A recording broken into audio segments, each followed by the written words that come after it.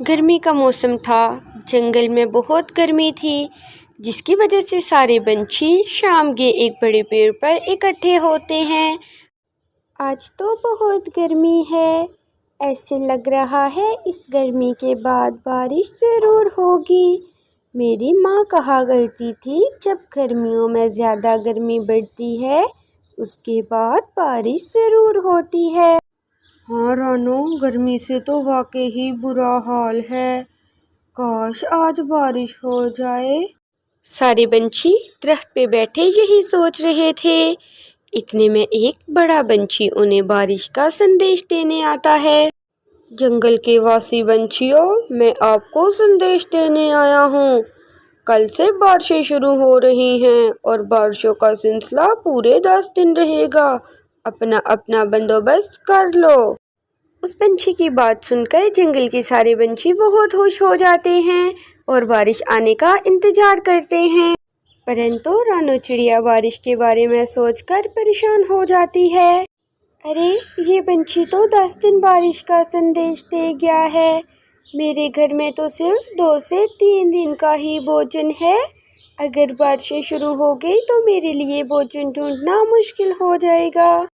ابھی رات ہونے میں کافی سمے ہے، میں تو جا رہی ہوں بھوجن کی کھوج کرنے، کچھ نہ کچھ بھوجن تو مل ہی جائے گا۔ اگر کل سے بارشیں شروع ہوگی تو بھوجن کا ملنا مشکل ہو جائے گا۔ چڑیا کی یہ بات سن کر کبوتر اور گوری کوی بھی چڑیا کے ساتھ بھوجن کی کھوج میں نکل جاتے ہیں۔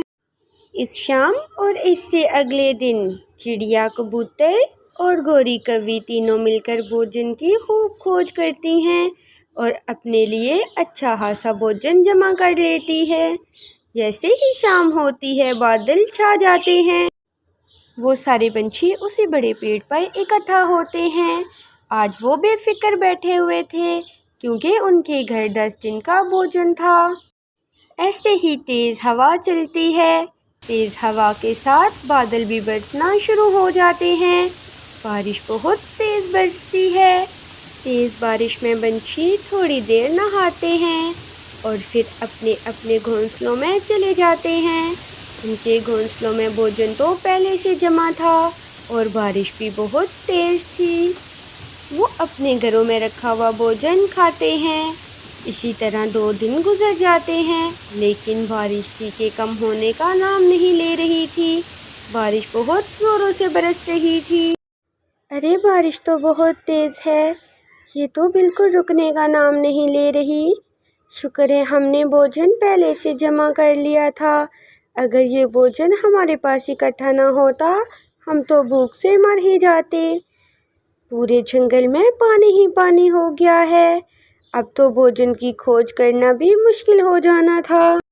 رانو چڑیا اور اس جنگل کے سارے پنچھی یہی سوچتے ہیں اور بارش پھر پورے 10 دن نہیں رکتی۔ ان کے پاس اتنا بھوجن تھا کہ وہ 10 دن آرام سے گزار جاتے ہیں۔ بارش کے 10ویں دن شام کو بادل دوسرے جنگل کی طرف روانہ ہو جاتے ہیں۔ اس دن موسم بھی بہت خوشگوار تھا۔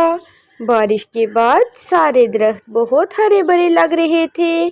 اس جنگل کے سارے پنچھی دوبارہ سے اس بڑے پیڑ پر آ کر بیٹھتے ہیں۔ سارے پنچھی اکٹھا ہو کر ایک دوسرے کو بارش کے 10 دنوں کی کہانی سناتے ہیں۔ سارے پنچھی تو بہت خوش تھے، انہیں یہ موسم بھی بہت پسند آ رہا تھا۔ اور پھر ایسے ہی اس جنگل کے سارے پنچھی اس ٹھنڈے ٹھنڈے موسم میں ایک دوسرے کے ساتھ خوب کھیلتے ہیں۔